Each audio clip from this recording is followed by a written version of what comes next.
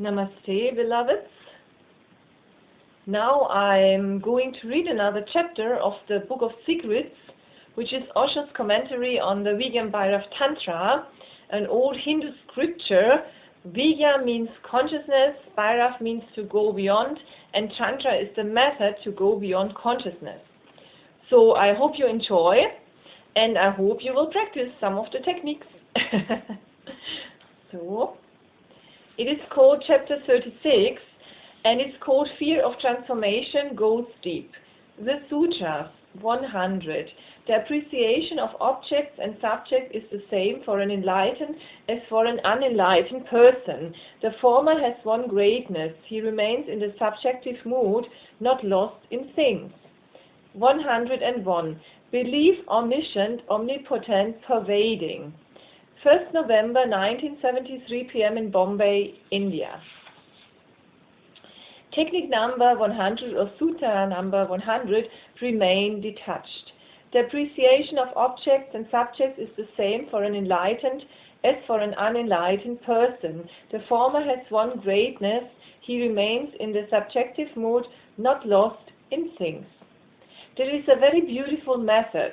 You can start it as you are. No other prerequisite is needed. The method is simple. You are surrounded by persons, things, phenomena. Every moment something is around you. Things are there, events are there, persons are there, but because you are not alert, you are not there. Things move around you, persons move around you, events move around you, but you are not there. Or you are asleep. So whatsoever happens in your surroundings becomes a master, becomes a force over you. You are dragged by it. You are not only impressed, conditioned by it, you are dragged by it. Anything can catch you and you will follow it.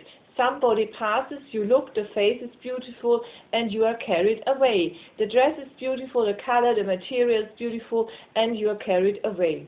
The car passes, you are carried away. Whatsoever happens around you catches you. You are not powerful. Everything else is more powerful than you. Anything changes you. Your mood, your being, your mind depend on other things.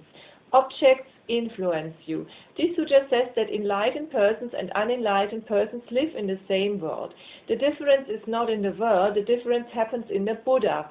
He moves in a different way. He is his own master. That is the secret. Nothing can impress him. Nothing from the outside can condition him. Nothing can overpower him. He remains detached. He remains himself. If he wants to go somewhere, he will go, but he will remain the master. This sutra says that you have to come to a state of consciousness where nothing impresses you. You can remain detached. How to do it? Throughout the whole day, the opportunity is there to do it. That is why I say this method is good for you to do. Any moment you can become aware that something is possessing you. Then take a deep breath, inhale deeply, exhale deeply, and look at the thing again. While you're exhaling, look at the thing again. But look just as a witness, as a spectator. If you can achieve the witnessing state of mind for even a single moment, suddenly you will feel you are alone. Nothing can impress you. At least in that moment, nothing can create desire in you. Take a deep breath and exhale it whenever you feel that something is impressing you, influencing you, dragging you away from you, becoming more important than yourself. And in that small gap created by the exhalation, look at the thing, a beautiful face, a beautiful body, a beautiful building, or anything. If you feel it is difficult, if just by exhaling you cannot create a gap, then do one more thing. Exhale and stop inhalation for a single moment till the exhalation has thrown all the air out. Stop. Don't inhale. Then look at the thing. When the air is out or in, when you have stopped breathing, nothing can influence you. In that moment you are unbridged. The bridge is broken. Breathing is the bridge. Try it. It will be only for a single moment that you will have the feeling of witnessing, but that will give you the taste. That will give you the feeling of what witnessing is. Then you can pursue it. Throughout the whole day, whenever something impresses you and a desire arises, exhale, stop in the interval and look at the thing. The thing will be there, you will be there, but there will be no bridge. Breathing is the bridge. Suddenly you will feel you are powerful, your potential, and the more powerful you feel, the more you will become. The more things drop, the more their power over you drops. The more crystallized you will feel.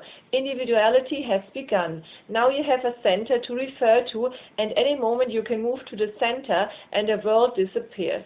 Any moment you can take shelter in your own center and the world is powerless.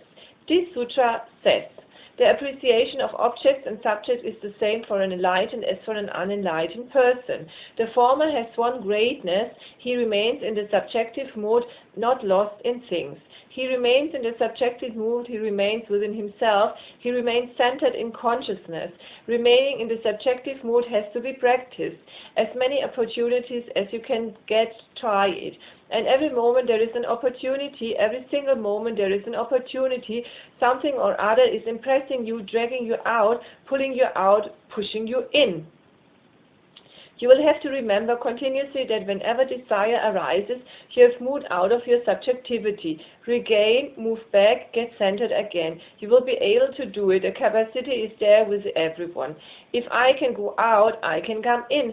Every moment you are moving out, but whenever you move out, remember and suddenly come back. Be centered. If you feel it difficult in the beginning, then take a deep breath, exhale and stop. In that moment, look at the thing which was attracting you. Really, nothing was attracting you. You were attracted. So nothing is attracting you. You get attracted.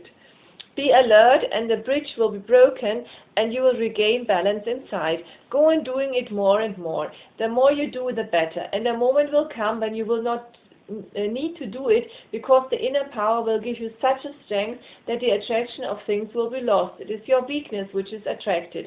Be more powerful and nothing will attract you. Only then for the first time are you master of your own being. That's so true. I even tried this technique also. So, now I'm going to read technique or Sutra 101. Believe that you are all powerful. This technique is similar in a way, but it is from a different dimension. Believe omniscient, omnipotent, pervading. This too is based on inner power, inner strength.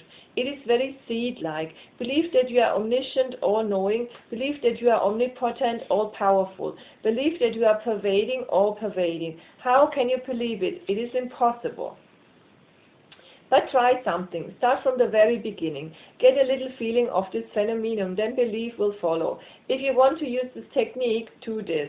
Close your eyes and just feel that you have no body. Feel as if the body has disappeared, melted away. Then you can feel your all-pervadingness. With the body it's difficult. That's why many traditions go on teaching that you are not a body, because with the body limitations come in.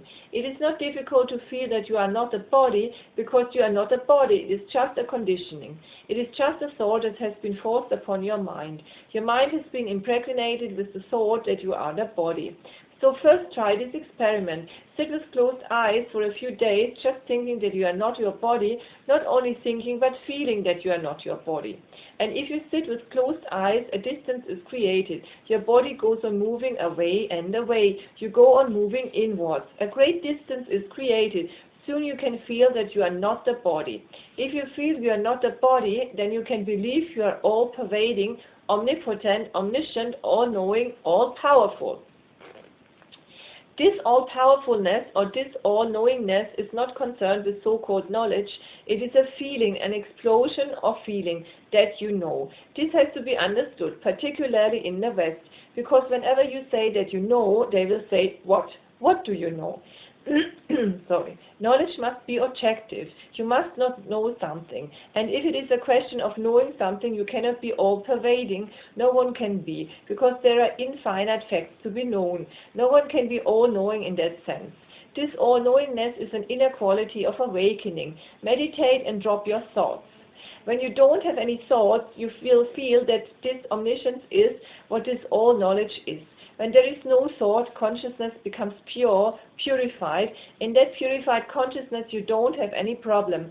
All questions have dropped. You know yourself, your being, and when you know your being, you have known all, because your being is the center of everybody's being. Really, your being is everybody's being. Your center is the center of the universe. In this sense, Upanishads have declared, Aham Brahmasmi, I am the Brahman, I am the Absolute. Once you know this little phenomenon of your being, you have known the infinite. You're just like a drop of the ocean. If even one drop is known, all the secrets of the ocean become revealed. Believe omniscient, omnipotent, pervading. But this will come through faith. This cannot argue with yourself. You cannot convince yourself with some argument. You will have to dig deep within you for such feelings, for thoughts of such feelings. This word belief is very significant. It doesn't mean that you have a conviction, because conviction means a rational thing. You are convinced, you have argued it over, you have proof for it. Belief means you don't have any doubts about it, not that you have proofs. Belief means you don't have any doubts. You cannot argue it, you cannot rationalize, you will be defeated if you are asked. But if you have an inner grounding, you feel it is so. It is a feeling, not a reasoning. But remember that such techniques can work only if you work with your feelings, not with your reasoning. So it has happened many times that very ignorant people, uneducated, uncultured, reach heights of human consciousness, and those who are very cultured, educated, reasonable, rational miss. But reason asks why and how. Reason asks, reason questions. Faith is the dropping of all questions.